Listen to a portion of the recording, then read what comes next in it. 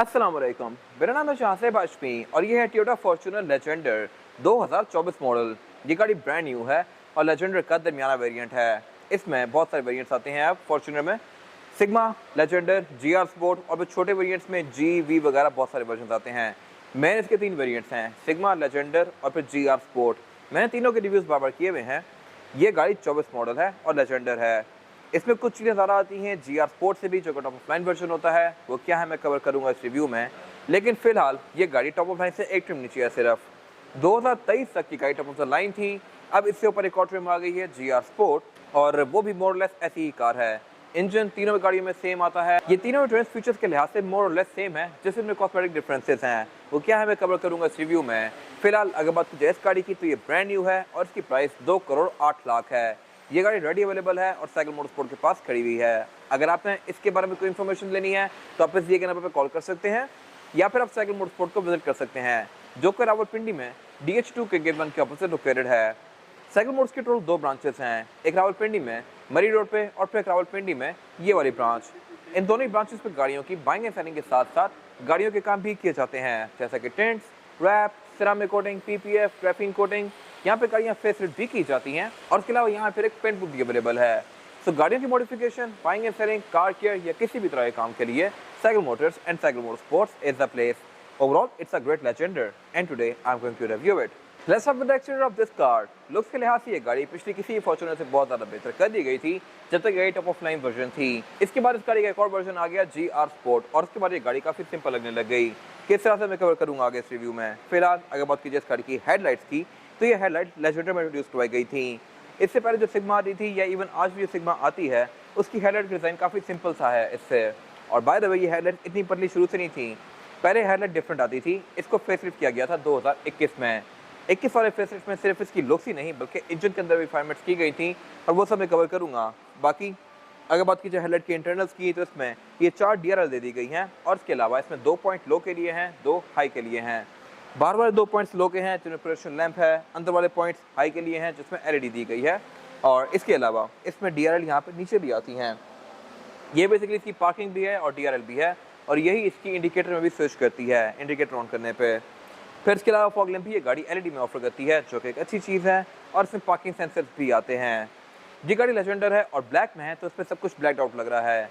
लेकिन अगर आप ये गाड़ी व्हाइट में या किसी और कलर में रहते हैं तो फिर आपको इसके ब्लैक वाले एक्सेंट्स विजिबल होंगे। इसमें ये वाला एरिया और बम्पर का ये वाला एरिया ये ग्लॉस ब्लैक में आता है, बट इसकी भी एक बड़ी स्टाइल सी लुक आती है, तो यह किसी की अपनी चॉइस है। बाकी टोयोटा कैमलम इसमें ये प्रॉपर फिजिकल दिया गया है। GR स्पोर्ट में प्रिंटेड आ गया था क्योंकि बाहर की कंट्रीज़ में यहाँ पर रडार आता है, लेकिन पाकिस्तान में रडार क्योंकि ऑफर नहीं करते तो GR स्पोर्ट का ये वाला एम्बलम ब्लैक ही है अंदर से। बाकी इसके अलावा बम्पर वगैरह लुक्स के लिहाज से काफ़ी एग्रेसिव है। हेडलाइट्स में डे और नाइट को सेंस करके ऑटोमेटिकली ऑन और ऑफ होती हैं, लेकिन वाइपर्स में रेन सेंसिंग नहीं दिए गए, जो कि अगर होते तो मेरे ख्याल से बहुत अच्छी बात थी क्योंकि ग्रैंडी में आते हैं।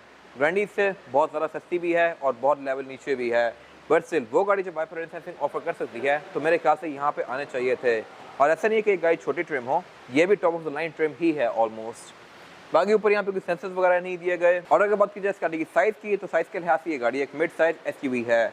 इससे ऊपर ही कैटेगरी पे प्राडो आती है और उससे ऊपर फिर V8 वगैरह आती हैं। ये गाड़ी आप कह सकते हैं कि स्पोर्टेज और प्राडो के बीच की चीज़ है, लेकिन ये गाड़ी प्रॉपर एक SUV है। हाइट के लिहाज से ये SUV की तरह ही ऊंची है।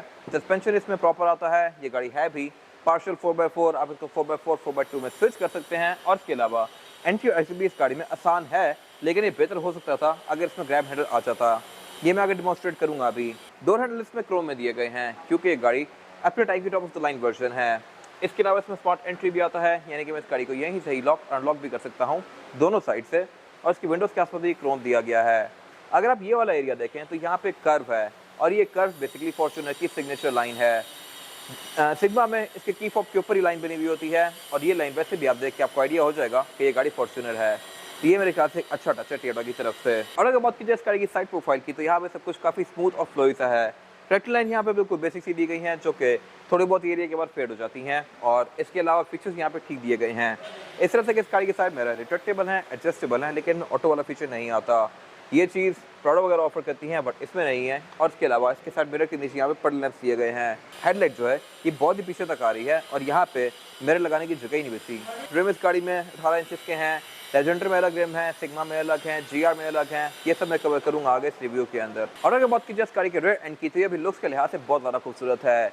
मेरी ओपिनियन में ये लुक प्राडो वगैरह से भी ज़्यादा बेहतर है, क्योंकि इसमें टेल लाइट्स काफ़ी अग्रेसिव दी गई हैं और इसके अलावा फेसलिफ्ट में टेल लाइट चेंज कर दी गई थी। प्री फेसलिफ्ट कार में काफ़ी पतली सी एलईडीज आती थी, फेसलिफ्ट के बाद इसमें ये लावा एलईडी लैंप दे दिए गए और इसमें फिर इंडिकेटर और रिवर्स भी एलईडी में आ गया था। बाकी इसके अलावा टेलगेट गाड़ी फॉरवर्ड ऑफर करती है। सिग्मा से onward Legender, GR sport, Sigma, इन तीनों में टेलगेट फॉरवर्ड आता है। छोटे वर्जन में, पेट्रोल वाले वर्जन में ये चीज़ मैनुअल आती है। पेट्रोल में भी रिसेंटली फेसलिफ्ट के बाद पावर टेलगेट आना शुरू हो गया है। बाकी ट्रंक कैपेसिटी के लिहाज से भी ये गाड़ी अच्छी खासी स्पेशियस है और यहाँ पे थर्ड रो सीट्स भी दी गई हैं। ये गाड़ी एक प्रॉपर 7 सीटर SUV है।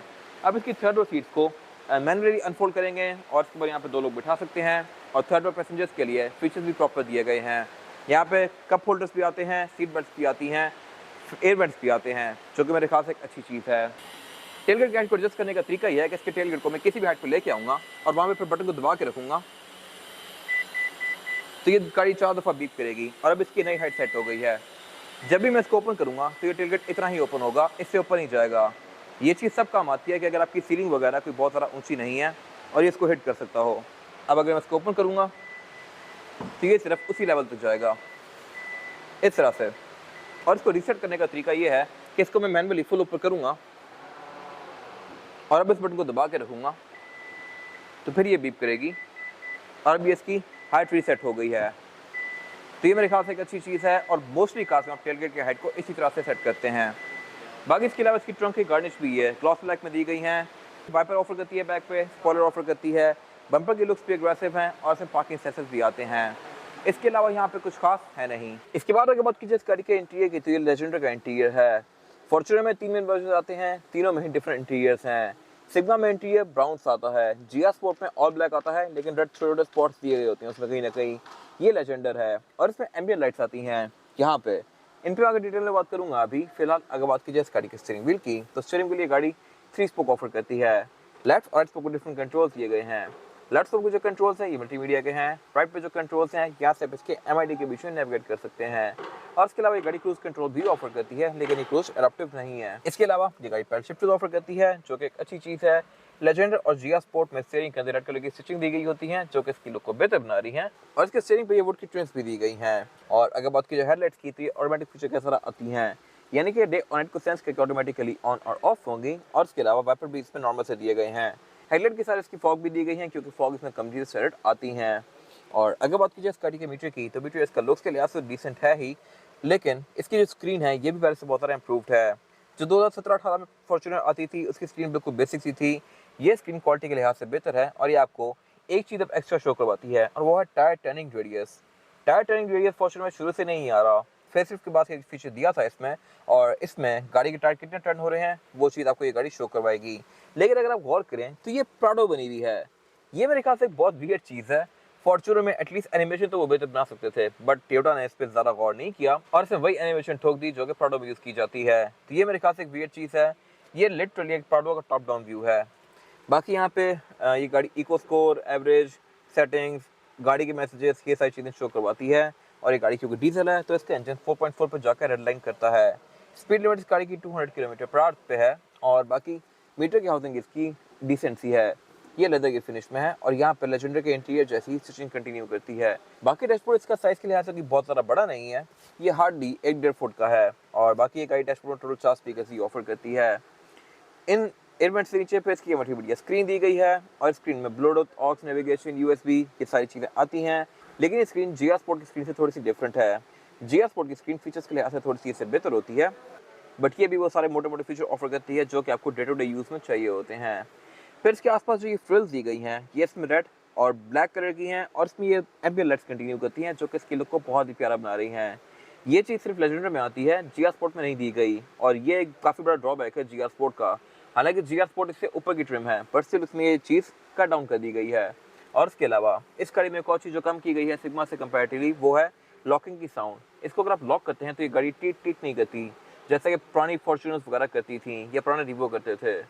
ये अगेन मेरे ख्याल से एक वियर्ड चीज़ है। फिर इसके अलावा मल्टीमीडिया स्क्रीन से नीचे इसका क्लाइमेट कंट्रोल दिया गया है। क्लाइमेट कंट्रोल ये गाड़ी टोटल 3 जोन ऑफर करती है, लेकिन फ्रंट पे 2 जोन्स हैं, यानी कि ड्राइवर और पैसेंजर दोनों अपनी मर्जी के लिहाज से क्लाइमेट कंट्रोल के टेम्परेचर को एडजस्ट कर सकते हैं। इसके अलावा रेयर पैसेंजर्स के लिए एक और जोन दी गई है जो कि मैं बैक पे जाके कवर करूँगा। नीचे पर यहाँ पे इसके पावर आउटलेट दिए गए हैं, ब्लैक स्विचेस दिए गए हैं, डाउन असिस्ट कंट्रोल दिया गया है और इसके 4x4 की सिलेक्शन दी गई है। इसमें जो 4x4 की सिलेक्शन है वो है H2, H4 और L4। H2 means high range और 4x2 गाड़ी लाइक पिछले टायरों पर चलेगी और बड़े गियर्स में जाएगी। H4 मीन्स हाई गियर्स और 4x4 गाड़ी सारे गियर्स को यूज़ करेगी और सारे टायरों को भी यूज़ करेगी। L4 मीन्स लो रेंज और 4x4 गाड़ी सिर्फ लो गियर्स में रहेगी और 4x4 पर चलेगी। L4 आप एक्सट्रीम ऑफ रोडिंग में यूज़ करेंगे। फिर इसके अलावा नीचे यहाँ पे एक ड्रॉट सी दी गई है, 2 कप होल्डर्स दिए गए हैं और इससे पीछे इसका गियर सेलेक्टर दिया गया है। इसमें जो गियर सिलेक्शन है वो है PRND की और इसको स्पोर्ट्स में करके मैं मैनुअली भी चला सकता हूँ, यहाँ से भी और यहाँ से भी। मैनुअल के इसमें 2 ऑप्शंस दिए गए हैं। इसके अलावा उससे पीछे इसके ड्राइव मोड दिए गए हैं जो कि है इको, नॉर्मल और स्पोर्ट, और फिर साथ इसकी हैंड ब्रेक दी गई है जो कि ट्रेडिशनल है। पीछे पर इसका ट्रैक्शन कंट्रोल का ऑन ऑफ करने का बटन दिया गया है, डिफरेंशियल लॉकिंग दिया गया है, 3 ब्लैंक स्विचेस हैं और सेंटर कंसोल है। सेंटर कंसोल इसका साइज़ के लिहाज से भी बहुत स्पेशियस नहीं है, बट इसमें कूल बॉक्स यहाँ नहीं आता बल्कि यहाँ पे दिया गया है, वो मैं कवर करूँगा अभी। फिलहाल अगर बात की जाए इस गाड़ी की सीट्स की, तो सीट्स इसकी परफोरेटेड हैं, यानी कि इनमें पंच होल्स दिए गए हैं। ये सीट्स पूरी ही लेदर की फिनिश में है और डुअल कॉम्बिनेशन में है, ब्लैक और रेड के। और ड्राइवर की सीट इस गाड़ी में इलेक्ट्रॉनिकली एडजस्टेबल है, यानी कि मैं इसको बटन से आगे पीछे कर सकता हूँ, तो ये मेरे ख्याल से एक अच्छी चीज़ है। इसके डोर्स के अंदर एम्बियंट लाइट्स आती हैं। ग्लव कंपार्टमेंट इसमें 2 दिए गए हैं। एक ऊपर वाला कंपार्टमेंट ये बेसिकली कूल बॉक्स है, इसमें एयर का वेंट दिया गया है और फिर नीचे यहाँ पे ये मेन स्टोरेज बॉक्स दिया गया है। और बाकी विंडोज इस गाड़ी में सारी ही सिंगल टैप वाली हैं, यानी कि इनको मैं सिंगल टैप से फुली रोल डाउन या रोल अप कर सकता हूँ लाइक दिस। और इसके अलावा इस गाड़ी की साइड मिरर भी रिट्रैक्टेबल है। ये गाड़ी पुश स्टार्ट ऑफर करती है, पार्किंग सेंसर्स ऑफर करती है। वैनिटी मिरर इसमें ड्राइवर और पैसेंजर दोनों के लिए आते हैं विद अ लाइट जो कि ऑटोमेटिकली ऑन और ऑफ होती है। कैबिन लाइट्स इसमें LED में दी गई हैं और इसके अलावा यहाँ पर सनग्लास होल्डर भी आता है एंड दैट्स इट। ये गाड़ी सनरूफ नहीं ऑफर करती। फॉर्च्यूनर में वर्ल्ड वाइड सनरूफ नहीं आती, ऐसा नहीं है कि सिर्फ पाकिस्तान में ना आती हो। और उसकी वजह यह है कि इससे ऊपर की जो कैटेगरी बनती है वो है प्राडो, और प्राडो सनरूफ ऑफर करती है। तो टोयोटा खुद चाहता है कि आप फॉर्च्यूनर से मूव ऑन करके प्राडो पे जाएं, तो उसका बेसिकली आपको कन्विंस करने का तरीका ये है, इससे सनरूफ निकाल दिया है। इसके अलावा इसका रूफ लाइनर और बाकी सारा इंटीरियर ब्लैक में है। सिग्मा में रूफ लाइनर ग्रे आता है। और इसके अलावा एयरबैग की गाड़ी टोटल 3 ऑफर करती है, एक स्टीयरिंग व्हील में, एक डैशबोर्ड में और फिर ड्राइवर की नींव में एंड दैट्स इट। इसके अलावा यहाँ पे कुछ खास है नहीं। ये फॉर्च्यूनर में रेयर पैसेंजर की सीटिंग कैपेसिटी की तो ये तो ठीक है, लेकिन यहाँ पे एंट्री एग्जिट के लिए कोई ग्रैब हैंडल नहीं दिया गया। अगर आप SUV यूज़ करते हो तो उसमें चढ़ते हुए सबसे पहले आपका हाथ यहाँ पे जाएगा, लेकिन यहाँ पे कुछ है नहीं। ये मेरे ख्याल से एक बहुत ही वियर्ड चीज़ है। रेवो, प्राडो, ये सारी गाड़ियाँ यहाँ पे ग्रैब हैंडल्स ऑफर करती हैं, लेकिन आई एम नॉट श्योर कि इसमें क्यों निकाल दिया गया। ये लिटरली इसमें चढ़ने के लिए काफ़ी कन्वीनियंट चीज़ होती है, बट इसमें नहीं दी गई, तो अब इसमें इस तरह से चढ़ के बैठा करेंगे। तो ये मेरे ख्याल से एक वियर्ड चीज़ है। मेरे पास लेग रूम का बिल्कुल भी कोई इशू नहीं है और हेड रूम का भी। तो यहाँ पे लंबा बंदा भी बैठ सकता है, लेकिन इसमें टोटल 3 लोग बैठ सकते हैं बैक पे कंफर्टेबली। 4 लोग आना चाहें तो वो आ जाएंगे, लेकिन फिर फंस जाएंगे। प्राडो में बैक पे 4 लोग भी एडजस्ट किए जा सकते हैं। बाकी इसके अलावा फीचर्स यहाँ पे डिसेंट दिए गए हैं। इस तरह से रेयर पैसेंजर्स के लिए C2C पावर आउटलेट दिए गए हैं। नीचे अंडरवुड का पावर आउटलेट दिया गया है, सेंटर में सेंटर कंसोल दिया गया है और इसमें कप होल्डर्स भी हैं जिनको आप इस तरह से निकाल सकते हैं। और बाकी ये गाड़ी रेयर पैसेंजर्स के लिए हेडरेस्ट भी ऑफर करती है। रेयर बेंचेस के रिक्लाइनेबल हैं, इनको मैं इस तरह से आगे और पीछे कर सकता हूँ लाइक दिस। और बाकी एम्बियंट लाइट्स इसमें बैक पे भी आती हैं। स्पीकर की गाड़ी बैक पे डोर्स में ऑफर करती है। ऊपर इसमें एयर वेंट्स दिए गए हैं और सिर्फ यही नहीं, सेंटर में क्लाइमेट कंट्रोल भी दिया गया है। क्लाइमेट कंट्रोल ये गाड़ी 3 जोन ऑफर करती है। 2 जोन फ्रंट पे हैं, एक ये वाली जोन है और बाकी सेंटर से ये गाड़ी थोड़ी सी नीचे है क्योंकि इसमें क्लाइमेट कंट्रोल के वेंट्स फिर रहे हैं। यहाँ पे कोई एयरबैग्स वगैरह नहीं दिए गए, जो कि होते तो मेरे ख्याल से अच्छी बात थी, लेकिन यहाँ पे सीट बेल्ट और ISOFIX के पोर्ट्स दिए गए हैं। बाकी रेयर विंडोज भी इसकी सिंगल टैप वाली हैं। इसके बाद अगर बात की जाए इस गाड़ी के इंजन की, तो इंजन एक गाड़ी 2 में ऑफर करती है, 2.7 पेट्रोल और 2.8 डीजल। अगर आप फॉर्च्यूनर लेने जा रहे हैं तो आई हाईली रिकमेंड कि आप डीजल में लें, क्योंकि ये गाड़ी पावर के लिहाज से बहुत ज़्यादा बेहतर है, एवरेज भी अच्छी देती है और इसके अलावा इसकी रीसेल वैल्यू भी काफ़ी स्ट्रॉन्ग है और ये इंजन रिलायबल भी काफ़ी है। 2.7 वाली गाड़ी बिकती भी मुश्किल से है और है भी अंडर पावर और इसकी एवरेज भी इससे बुरी है। ये गाड़ी एवरेज आपको तकरीबन 70 के आसपास दे सकती है, यानी कि 10-11 किलोमीटर पर लीटर तक की, जो कि इतनी बड़ी गाड़ी के लिहाज से एक बहुत अच्छी एवरेज है। और इसके अलावा ये इंजन 1GD FTV है, जो कि फॉर्च्यूनर में शुरू से आ रहा है, लेकिन फेसलिफ्ट के बाद इसमें कुछ रिफाइनमेंट्स की गई थी। रिफाइनमेंट्स बेसिकली ये थी कि इसमें एक तो बैलेंस शाफ्ट ऐड कर दी गई। ये डीजल इंजन है तो इसकी वाइब्रेशन काफ़ी होती है, तो इसमें बैलेंस शाफ्ट के बाद इसकी स्टेबिलिटी बेहतर हो गई और इसके अलावा इसके टर्बो के अंदर भी कुछ रिफाइनमेंट्स की गई थी। अब ये गाड़ी 201 हॉर्स पावर प्रोड्यूस करती है, जबकि पहले ये 178 प्रोड्यूस करती थी। तो ये एक सिग्निफिकेंट इंप्रूवमेंट है पिछले इंजन के ऊपर। और इसके अलावा ट्रांसमिशन तो इसमें ऑटोमेटिक ही आती है। 2.7 वाली कार 160 में हॉर्स पावर प्रोड्यूस करती है। एवरेज भी वो गाड़ी आपको तकरीबन 6 से 7 तक की देगी। तो ये इंजन हर लिहाज से बेहतर ऑप्शन है। बाकी ये इंजन पार्शल 4x4 है, आप इसको 4x4 और 4x2 के बीच में स्विच भी कर सकते हैं। और इसके अलावा बाकी इसमें ABS, traction control, drive modes, ये सारी चीज़ें आती हैं। फिर ये इंजन क्योंकि टोयोटा का है तो ये बहुत ज़्यादा रिलायबल भी है और यही इंजन बहुत सारी गाड़ियों में और भी आता है, तो इसके पार्ट्स भी आपको इजीली मिल जाएंगे। बाकी इसके बोनट के अंदर इंसुलेशन दी गई है। बोनट इस गाड़ी का स्टैंड से ओपन होता है और इसके अलावा यहाँ पे कुछ खास है नहीं। इसके बाद अगर बात की जाए इस गाड़ी के टायर साइज की, टायर साइज जो ऑफर करती है फॉर्च्यूनर तीनों ही वर्जन में, लेजेंडर, सिग्मा, जिया वगैरह में, वो है 265, 60 और 18। इसमें 18 इंच का मल्टी स्पोक रिम दिया गया है और इन तीनों में ही रिम डिफरेंट आते हैं। टायर्स गाड़ी में डनलॉप का ग्रैंड ट्रैक है जो कि एक अच्छा टायर है और टोयोटा की मोस्टली कार्स में आता है। डनलॉप ग्रैंड ट्रैक रेवो में भी आता है, फॉर्च्यूनर में भी, प्राडो में भी और एलसीज में भी। और इसके अलावा ये गाड़ी फ्रंट पे डिस्प्ले ऑफर करती है। इसके अलावा ये गाड़ी पार्शल 4x4 है, आप इसको 4x4 और 4x2 के बीच में स्विच भी कर सकते हैं। सस्पेंशन इसमें ट्रेडिशनल है और बाकी इसके अलावा यहाँ कुछ खास है नहीं। ये था आज का रिव्यू। अगर आपको ये रिव्यू पसंद आया है तो इस वीडियो को लाइक कीजिए, मेरे चैनल को सब्सक्राइब कीजिए और अगर आपके पास इस गाड़ी से रिलेटेड कोई भी राय है तो उसको कमेंट सेक्शन में शेयर जरूर कीजिएगा ताकि वो लोग जो गाड़ी लेने वाले हैं वो आपकी राय से फ़ायदा उठा सकें। अपना ख्याल रखिएगा।